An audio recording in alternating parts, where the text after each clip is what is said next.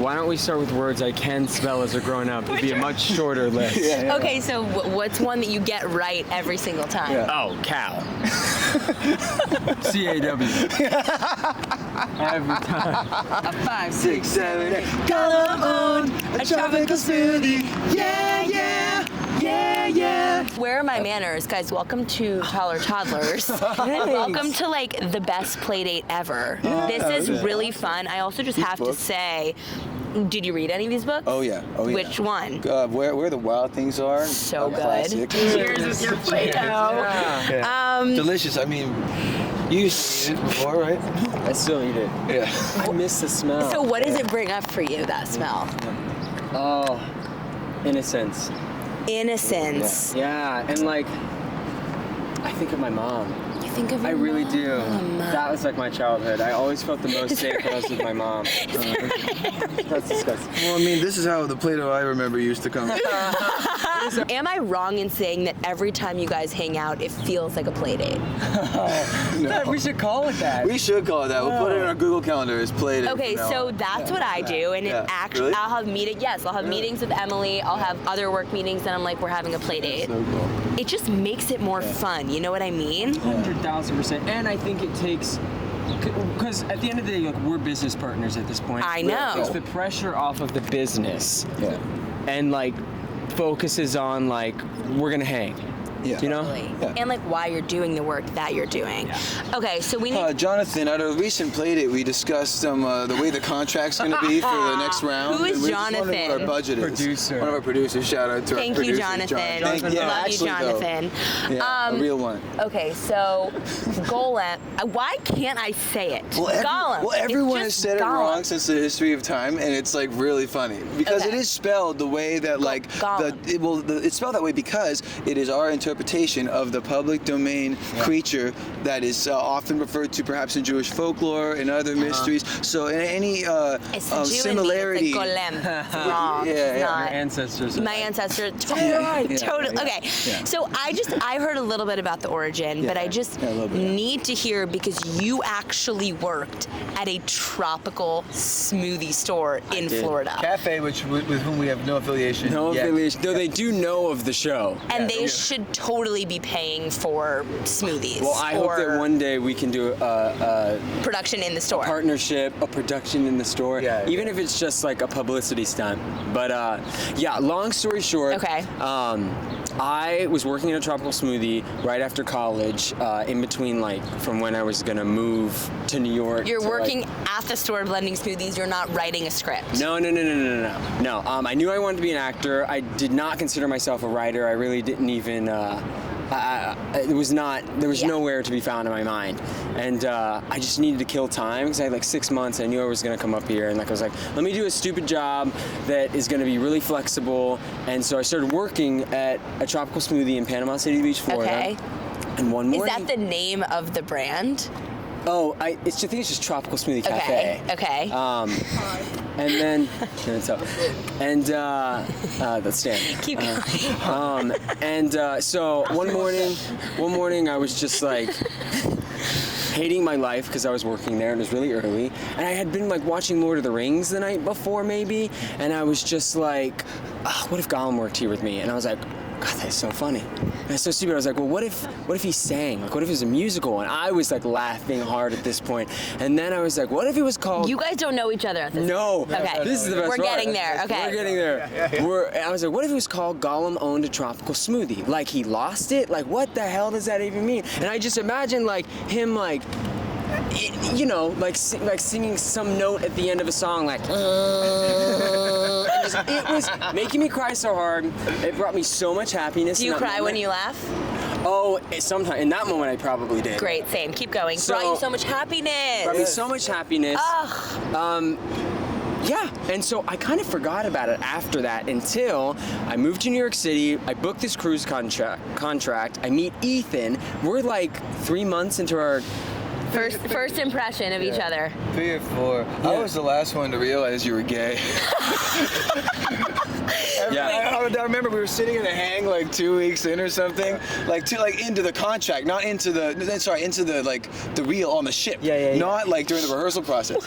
Oh, I made Golem. I'm trying to see I'm sorry. So you're the last one to realize that the lovely Garrett is gay. Yeah, and we were roommates. That's the worst part. Like that's like how I was kind of like marveling at my lack of awareness. I was like, well, it's not like we ever talked about it. We'd sit, we'd work on our choreo, we'd watch Nathan For You. Yeah, it just wasn't really a thing. It wasn't important. Like, I guess it never like, I was so beyond like that point of coming out that I was just kind of like, this doesn't matter. But no, I remember the funny part was being in the conversation where everyone was like someone said something like reference, and then I like in my mind went click.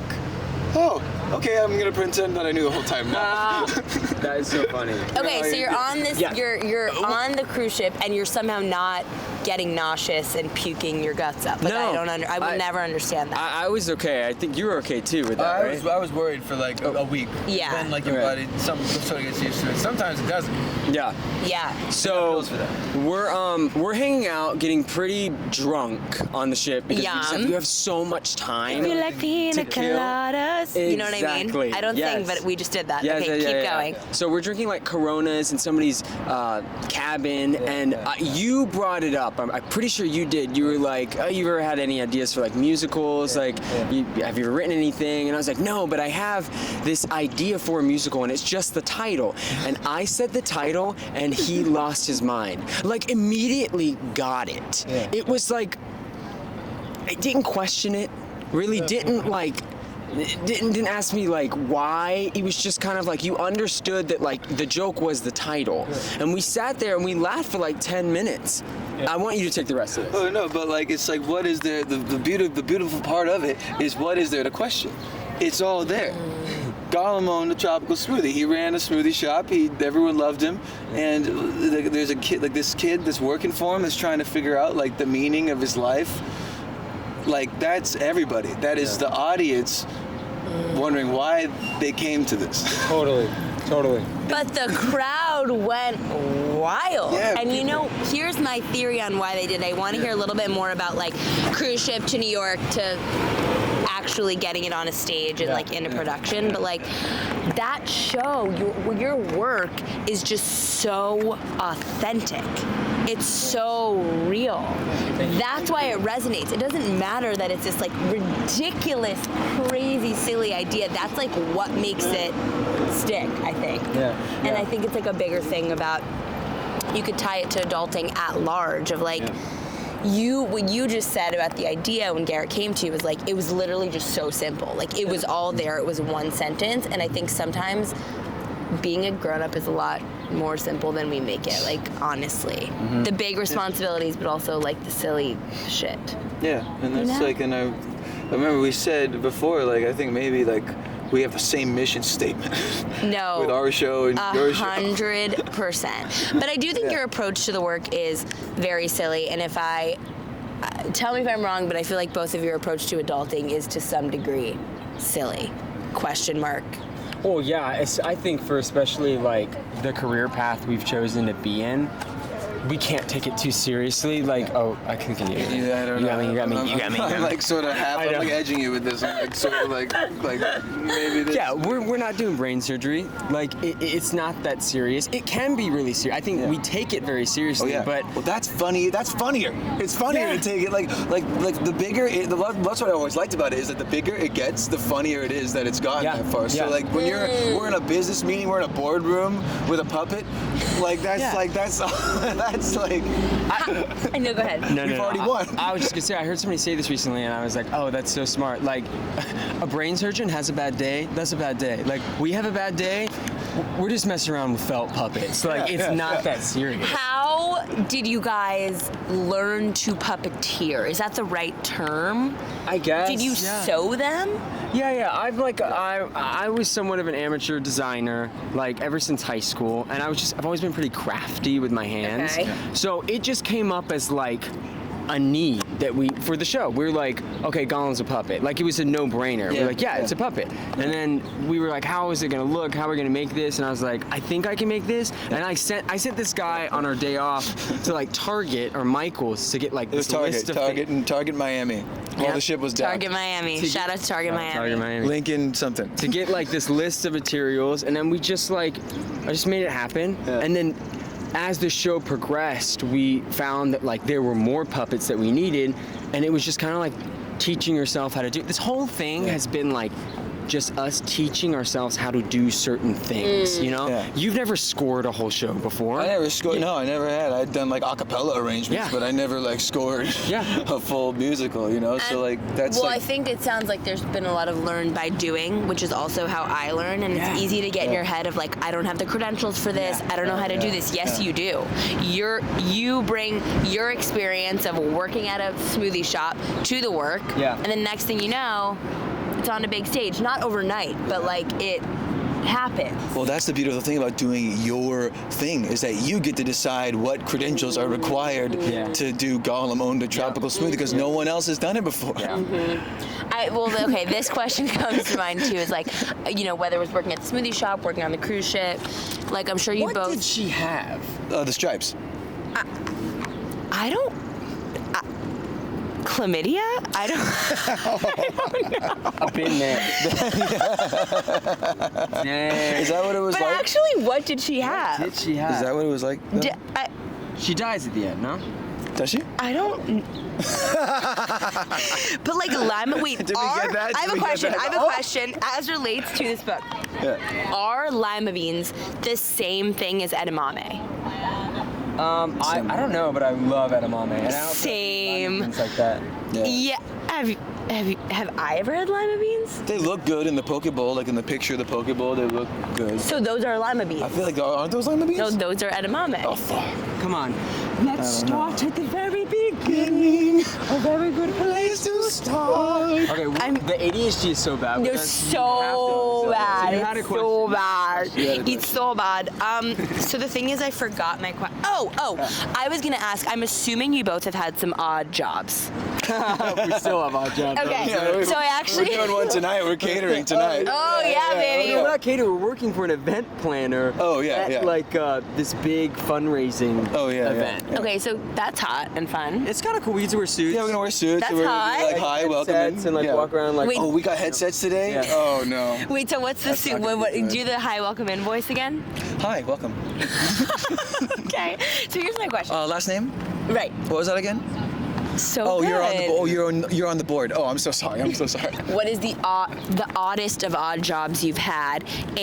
But like on a deeper level, I think one of the hardest parts of pursuing your passion or acting or whatever is like being in spaces in those interim jobs where it's not Soho Playhouse and people don't see you as Ethan and Garrett. They're just like this, whatever, but you're still you.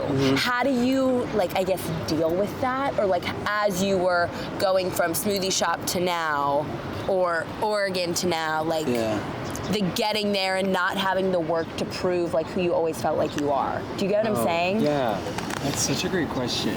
I don't know. It's like when you go into a room and people don't know you, like it's about what you bring to the room. It's about like you can still like even you can like when we show up at like a catering shift, you know, we can still, you know. Sometimes it's impossible to make fun, but sometimes we have the power to make it like a fun time. Like when we did the Subway thing, and we were spreading the rumor that Jared was going to show up.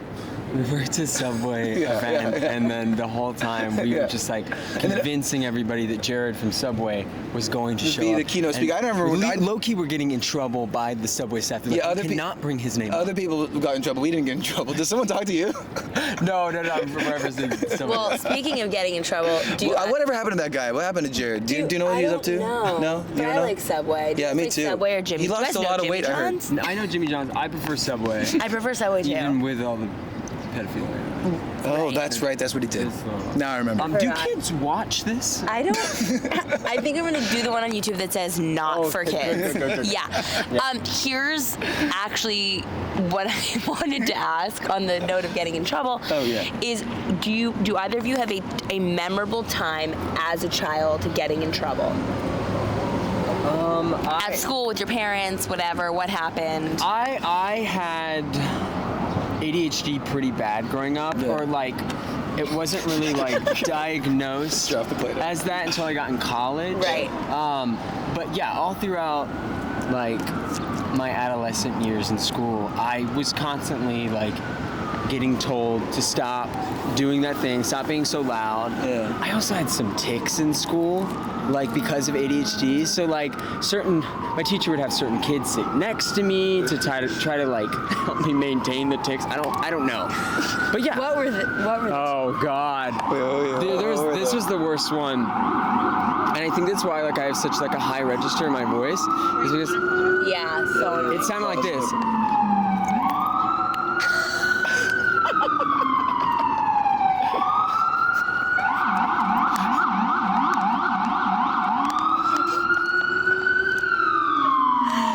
okay, if you guys. That's the face I make when I'm with him. Let me do the noise. Right. Okay. No, actually the noise was it was just like that's it. It's okay. When my throat's itchy, I go like this. Oh, that feels good. I did. Yeah, but some people, I love how they're just like, that's like nothing, Ella. Like, Yeah. I tried. Okay, you're getting in trouble story. Oh my God. Does being 25 count as being a child? 100%. Well, that's when we were on the cruise ship, and apparently, like, you're not allowed to bring marijuana into Bermuda. I learned that. And then, well, we had done like a production of Golem on the ship, like in the crew bar. That was the first place it Okay. ever went up. And then and then they found the mints, the edibles. And then I went to jail. And then they brought a new guy on the ship to replace me. His This name is was. not true. Yeah, it happened. Yeah. Fully true. It's fully true. You can look up this article in the Bermuda Post-Gazette called "Entertainer Fined for Cannabis Infused Mints." Ethan Crystal, Brooklyn, 25. It was crazy. It was crazy. It was ridiculous. It was like, crazy. well, because edibles aren't really a thing in Bermuda, so they thought that I was like bringing in like the new thing that was going to take over the island. They tested it in a lab and everything. It was crazy. that wouldn't have even happened if I had chosen not to sleep with my neighbor on the ship that Right. night. Yeah. You were like, do you want to meet me? Yeah. And We we'll were go gonna off do it together. And you're like, before. actually, I want to get laid. right. Which is like, I respect that. So like, you know, I was like, oh. After you I'll- moved to jail. I'll take Then them. you Yeah, I moved- knew by then. Okay, By then okay. I knew. That was a few months in. But like, I was like, oh, I'll put them in my pocket. I'll walk out. What's the worst that could happen? I found the exact worst thing that could happen. How long were you in jail? Like overnight into like the next day. But honestly, that's kind of Yeah. sick that you get to say you spent the night in jail. I wrote a song in there. Yeah, you did. Yeah. Can you they're not sing supposed If that's not an artist, what is? Can you sing the chorus, please? It was like an apology to my girlfriend at the time for going to jail and being stuck there forever, so she'll never get to see me again. Did she ever see you again? It was like, I love you, and I fear that I didn't say I love you often, and I hope this song, The Blow for You, will soften when I'm shipped into your arms inside my coffin. It was very like Tom Lehrer sort of thing, Yay. you know, that's sort Honestly, of the yay. vibe. Did either of you have a blankie or bunny or anything you slept with as a kid? I And had do a you? blanket, And do yeah. you? What color was it? What was its name? It was like polka dotted, and they were like rainbow colored, so like yellow, blue. Taste the rainbow, man. Yeah. Happy Pride. Happy To you and me both. That is what made me gay. That blanket. That blanket. But do you still have the blanket? No. I mean, my mom might. I don't have it. Guys. I definitely don't still have it. I have a confession. I still have Blankie and Bunny. Blankie is pink. Well, there's pink Blankie, there's green Blankie. Green Blankie gets wrapped inside pink Blankie, and then I have Bunny, and Bunny gets cradled in my neck. That's so sweet. It is, Like, isn't it? why do we have to get rid of those things? We don't. It's We don't. true. We don't. That's a good point. That's what I'm saying. Yeah. We're all just toddlers. Okay, Yeah. you have Blankie or I Bunny? had a little penguin. Why is that so on brand? I did. I don't know. It really makes Was sense. it like a Webkins? Did you guys do Webkins? It was. Oh, wow. Yeah. Webkins. Holy That crap. reminds me, I have to feed my Tamagotchi. It's been like 14 years. I hope he's okay. Oh my god. Okay, there's like a lot more I could ask right now. Yeah. I'm just trying to think where I want to go with this. What did you both want to be when you grew up? When I was like really, really young, Yeah. I don't know. I can clock the point where I was like, I want to be an actor. Okay, how But, old like, were you think? I was 10. I was 10, and I had just come out of the movie theater having seen Anacondas 2. And I was like, I want to do that. Love. You want to be the snake? I want to be the snake. So I wanted to do that was the ultimate make-believe in a horror film. This giant snake chasing you around. Like, Yeah. that was so cool. Yeah. Prior to that, I probably, I don't know. Do you have something? Before I wanted to be an actor, I wanted to be a baseball player. I wanted to be like a pro baseball player. But then the problem was all the pitchers went to like the weight room and stuff, and I was doing musicals. And so then I could only throw I was throwing like 65. Right. No clue what that means. I don't either. Oh, it's very slow compared to other pitchers. And, Yeah, like, yeah, if you're right. 65. high school, like those, like if you're throwing like 80, you're pretty good. But if you're throwing like So you were like actually Troy Bolt. kind of Oh my god, that's so cool. Could you not a little tell bit. just by looking a at little it? bit, I don't know. Musical. Yeah.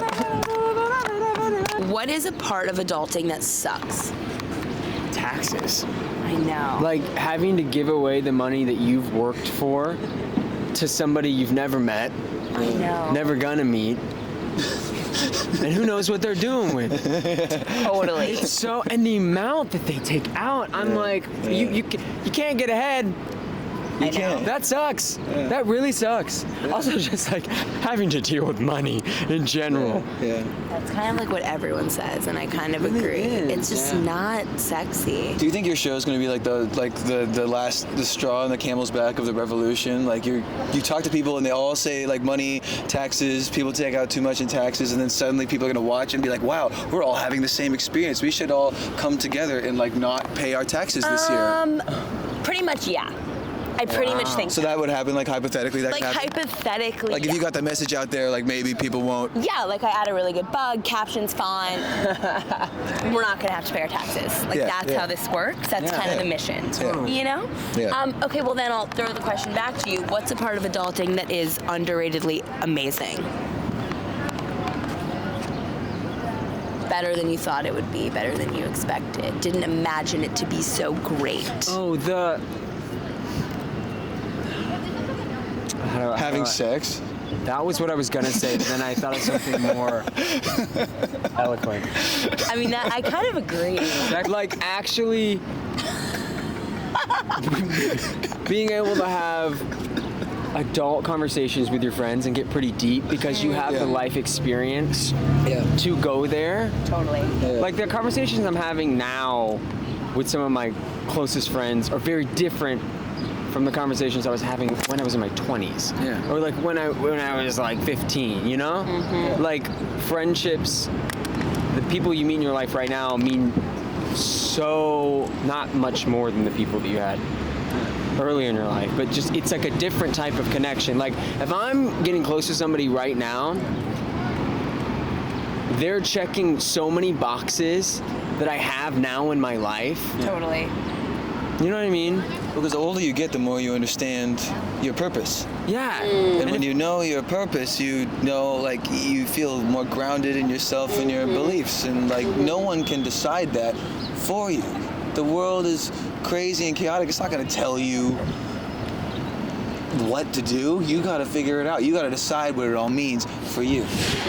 But That's what Golem Owned Tropical Smoothie is about. I knew it was going there. I was like, you're giving the pitch. You're giving the no, pitch. I love it. I love it. But also, I mean, you guys, are you both above the ripe age of 30? Yes. Yeah. Well, I'm 30.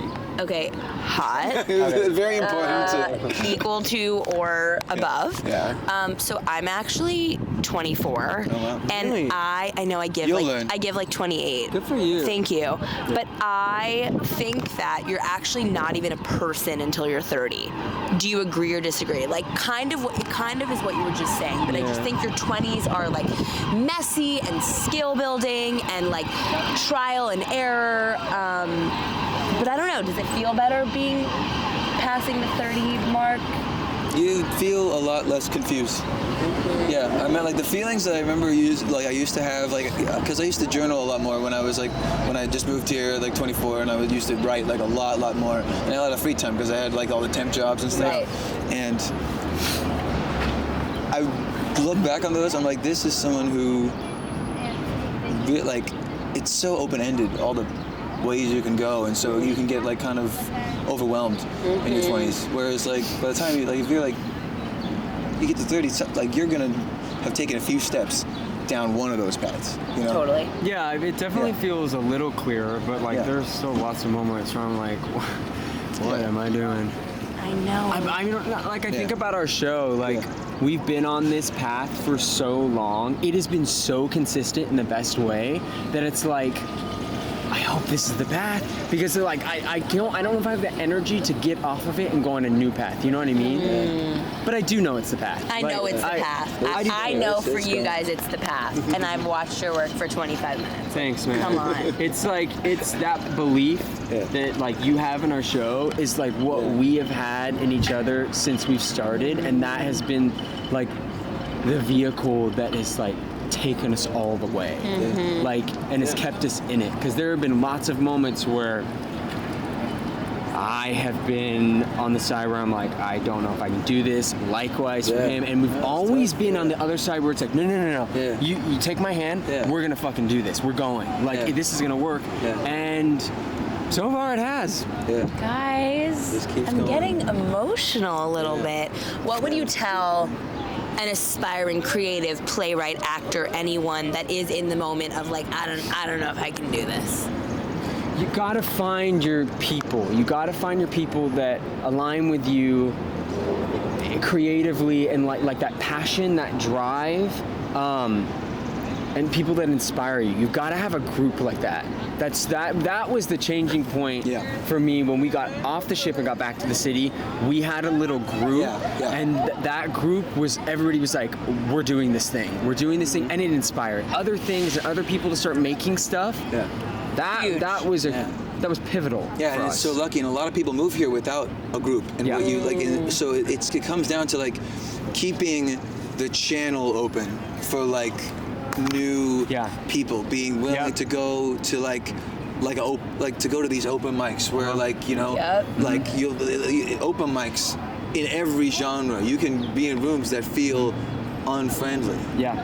But you gotta keep going. You gotta keep showing up, and you gotta keep like introducing yourself, saying hi, like finding people whose work that you like, regardless of this, if it's your lane or what genre or whatever. Like you, like let what you like guide you through your experience here. Totally. Like Yeah. that's what this has done for us, you know. And it's like, and Get out of your own way. Yeah. Like, don't stand in your own way for what you want to do, what you came to do in this city. and remember that the greater thing is like around the corner. Oh, totally. Yeah. You just don't know who you're gonna meet. Had I not spoken up, had I felt so self-conscious about that title for whatever reason, Yeah, and I you hadn't moved to said LA it. after the ship. That's what I'm saying. That Like, was your there- whole plan. I was gonna move to LA with my friend that I met on the ship, and then we started writing this, and I was like, there's no way I could not see this thing through. Yeah. And we're still seeing it through, like 6 years later. It's crazy. It's crazy. I would also add that having that group, creative group, artistic group, friend group, it's the quality, not the quantity, and that's where I think that's where I've gotten it wrong, because I have like all of these like 20% friendships, but then when I actually need the motivation of like, Ella, you actually have to do Toddlers and quit your job to do it, you're not delusional, like I'm like, well, who do I call? Because I have all, you know what I mean? So like investing in that, showing up for that. I used to do this like artist salon on Monday nights that was fucking amazing, you know, like investing in that, and like the infusion of like the playwrights and the actors and the writers, and not just being like, I'm an actor, only hang out with actors, or like, I have this podcast, only hang out with podcasters, or whatever, you know, mixing and matching. You put out your signal. As long as you're putting it out, the people that see it and like it are gonna come to you. That's a good point. Yeah. You know? 100%. Yeah. And the people that don't like it might yell about you how much they don't like Whatever. it, but that's like it weeds them out. It allows you to go your way. You know, you gotta. Totally. If you have an idea, you gotta say it out loud. And if a lot of people don't like it, then you don't say it again. But no, I'm just kidding. Was there a moment that each of you, in this journey or just more generally in life, felt like, oh yeah, like I'm an adult now? Probably when I got my first STD. Yeah. How old were you? Was that like 18, 19? 11. You're insane. You're an insane person, but much more common than people think. Yeah. Dude, get over it. It's fine. No, wait, for real, an adult, like... Actually, I might be honest with that answer. That might Really? be it. Yeah. Really? Wow. Same for you. No. I was like, I didn't, like, I was like locked in a closet until I was like 23. Right. No, I was a late. You've never had sex. No. It's okay. We can talk about it after. Yeah. We can explain it. I've never made love to anyone except my girlfriend right now, ever in my life. Nope. And because when you're in your 30s, what you do is I can see her rolling her eyes. I know. Well, what we decide, like what you do when you're dating your 30s, and you meet someone in your 30s, it's very easy. You kill everyone that the other person. So she, like, so I have to like kind of like climb through some like different like theater universities to find some like theater professionals, like a few of them, and she is gonna show up to the Frozen open call with a Uzi. And just go. Okay, you know what? Bringing us back a little bit, like wrapping up here a little bit, but what would you both tell your younger selves? Especially your younger selves that couldn't see all the ways it was gonna work out as it has now. Oh, I hope you can hear that. Ja! 31! Let's go, girl! Hey. Come give it to me. Instead of sitting in the park. Great song, Sean Paul, right? Yeah, it is actually a great song. Okay. What was the question? Oh, I mean, Honestly, I forget. like, Would you tell your toddler self? Yeah, what would you tell your younger self? Don't eat that. don't eat that. I would tell my younger self, don't let all the people in your life make you feel like you're wrong so often. I just felt like there's so many moments where people were correcting me because I wasn't doing it in the way that looked right. Yeah. But that doesn't mean that it was wrong. Well, if it feels right to you, exactly. like there's a reason. If your body is whispering to you that something is right, it probably is, and then if you don't listen, it will yell at you. Yeah. So I feel like I've spent a lot of time in my 20s and right now in my 30s, like trying to undo that, especially with what we're trying to do, and like be a comedic artist in this city, to go with your instinct and just undo all that, like all the hesitation. You have to stopping yourself before you start is like the worst thing you could do. And that's what I feel like I was taught as a kid to do, which is so wrong. Yeah. Totally. Being afraid of being like cringe is like the enemy of success. It's the enemy, and it's like, it's so sad, like to know that that's gonna stop great things from being made. You know, like. Totally. Yeah. Oh, and beat the fuck out of Lukaku Rogers when he puts his dirty ass shoe on your fucking white shirt. Yeah. Yeah, beat his ass. Yeah. Where does he still live in Florida? Where is he? He was in California. I think he works at Tropical Smoothie. Oh, he does? He's probably fucking dead, I hope. You guys are two really rad toddlers. I love that. And this was so fun. Like I actually haven't had this fun on a Playdate in a really long time. Someone the other day was like, you seem really like young you're 32. I wouldn't believe you're 32. You seem much younger. And I was like, you can get older and still maintain your childish behavior. It's like it's not hard. But not even just childish behavior, I know. childlike Creativity.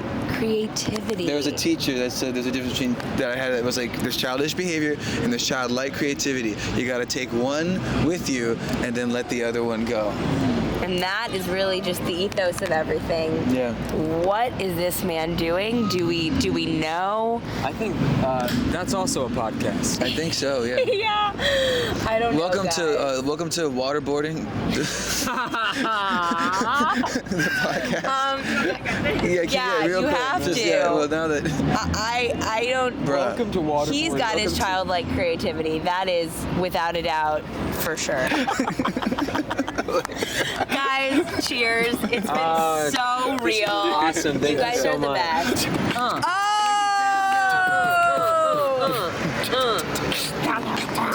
A tropical smoothie. Panama City Beach Florida, motherfucker. Toddlers. Check it out.